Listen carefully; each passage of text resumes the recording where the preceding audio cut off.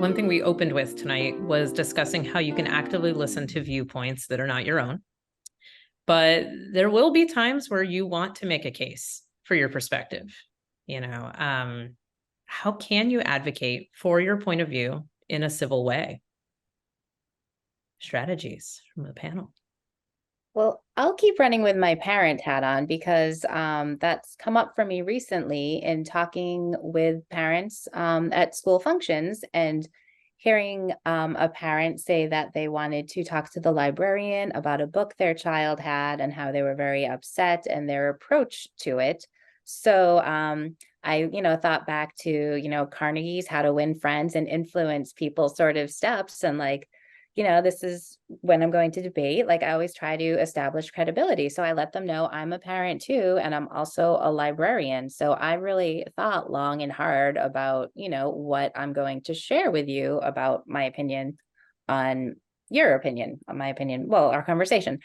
I definitely want to find common ground there, as we've all mentioned numerous times. What do we have in common? And in this situation, we both want our children to have the best education, to learn how to read and to read books that speak to them. And we want the books in the library to be appropriate. So we both want that. And I know that. So really establishing that common ground, as we pointed out numerous times, I think is so important. But we have different ways that we envision this common ground.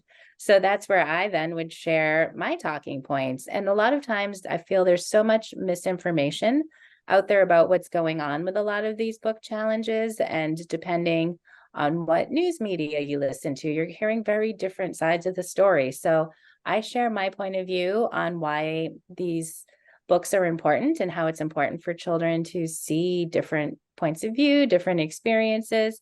And I also share what I know about book censorship in this country right now and how the numbers have expanded incrementally. And it's not just one parent coming into the school who has read the book. These are mass movements with folks filling out numerous challenges at a time. So it's not, I think that surprises people a lot when they learn that it's not just one concerned parent. It's like a movement and it's being very well organized. So I, whatever the talking points are, I'd share those.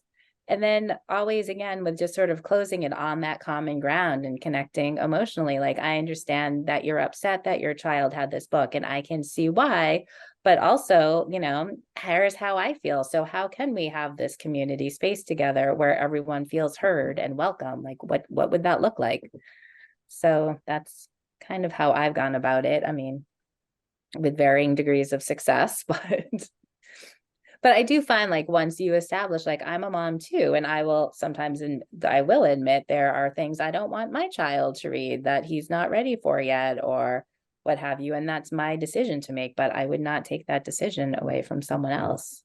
I think about that earlier question we had about what to do when someone says something that's really strikingly offensive and upsetting to you, and to assume good intent, and to also one thing I think people may not be aware of, as Sonya said, when this is happening all over the country, and the really striking thing that we've noticed is that it's certain identities and certain voices and narratives, stories that are being targeted. It's the stories of LGBTQ people, and then as well some of our BIPOC characters and histories are being silenced. And I assume good intent and say, I have to speak up for those people, and I personally am not one of them, but I can't imagine that you would want to silence a person like that and make them feel unwelcome and make them feel attacked personally. So to sort of make the book personal, because the books are personal. It is, we're talking about people's identities and people. I've had someone come up to me after a panel discussion where librarians shared their stories of having books censored. And I had this young person come up to us in tears saying, it means so much to me that you are fighting for me. You know, people really do take this personally. And we're not just talking about books. I think from working with children for so long, I often kind of do the same thing. And I think adults who don't work with kids on a regular basis, or maybe don't have kids anymore, forget that kids are so curious, so smart, so able to work through complicated ideas if they have someone who can support them and help them. And by getting rid of that chance for children to explore ideas and form their identities and become people, I think it's really sad that this is what's happening. And I think, again, personally, I saw a question, and not exactly germane to this, but like, I would not if I had to answer the poll at the beginning, I put myself at like a 6. I will tackle a hard conversation like this, and I am open to it, but I really don't like being bad at things, and I really like being right. And I know these things about myself as a person.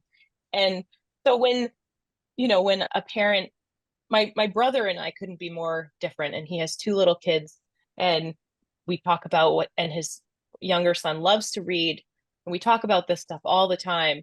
And I love your steps, Sonya, of establish a personal connection, finding the common ground.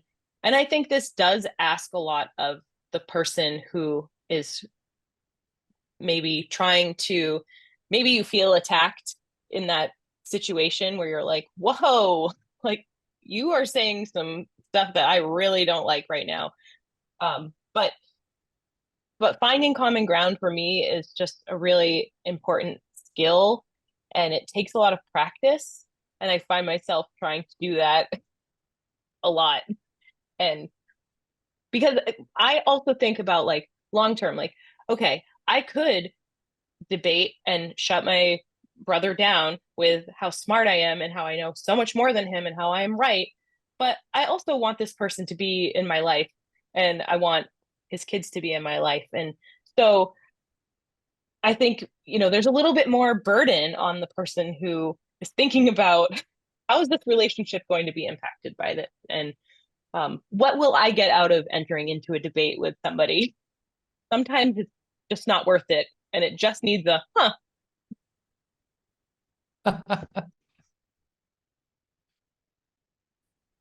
The other question is that I was just thinking about while we were talking, and particularly when it comes to school and children, I'm a former children's librarian, is that what upsets an adult and what upsets a child can be very different things. And I don't even know if this is relevant, but I run a book discussion group with the Highlands in Topsham, which is a retirement community. And we read A Tree Grows in Brooklyn just because we wanted to go back to, our childhood and read something that we'd all read when we were kids. And as I was reading through A Tree Grows in Brooklyn, I thought to myself, I didn't know that was in there. I didn't remember this part of the book. And your perspective, my perspective as a 60+ person today is very different than the 12-year-old girl that read that book and loves the characters. And so I think having that kind of a conversation also helps people to say, the thing that hits you about a book may not be the thing that hits your kid,